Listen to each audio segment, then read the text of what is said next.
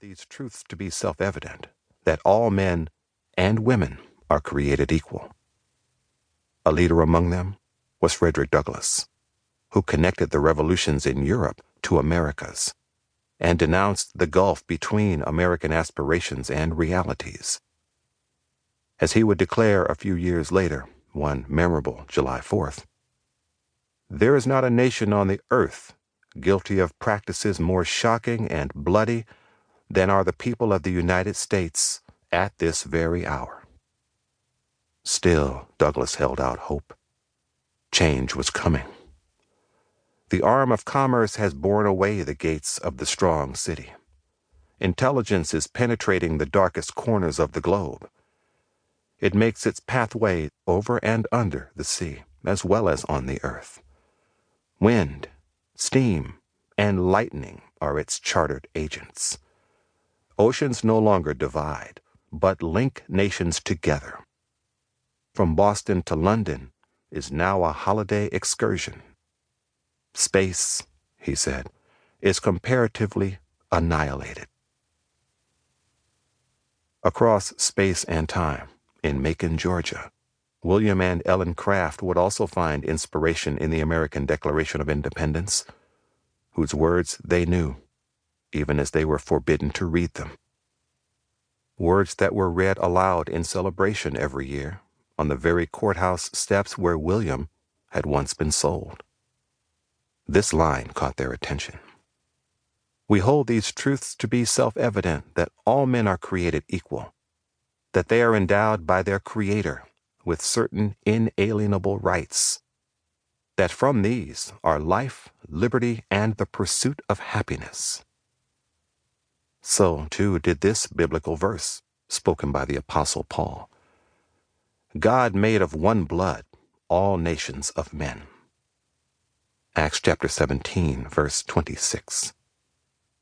And in these words, William and Ellen Craft found fodder for a revolution of their own. On their revolutionary travels, they did not swim, run, or hide, navigating by starlight. No underground railroad assisted them out of the South. Rather, they moved in full view of the world, harnessing the latest technologies of their day: steamboats, stagecoaches, and above all, an actual railroad, riding tracks laid by the enslaved, empowered by their disguise as master and slave, by the reality of their love as husband and wife. They would ride these same technologies to become celebrities on the lecture circuit, and then defy a merciless new Fugitive Slave Act that helped draw the nation towards civil war. In their own time, the Crafts were hailed as emblems of a new American Revolution. One of the most famed orators of their day prophesied that future historians and poets would tell this story as one of the most thrilling tales in the nation's annals, and millions would read it with admiration. Theirs is a story that now, more than ever, requires retelling and remembering. The story they lived is not neatly told.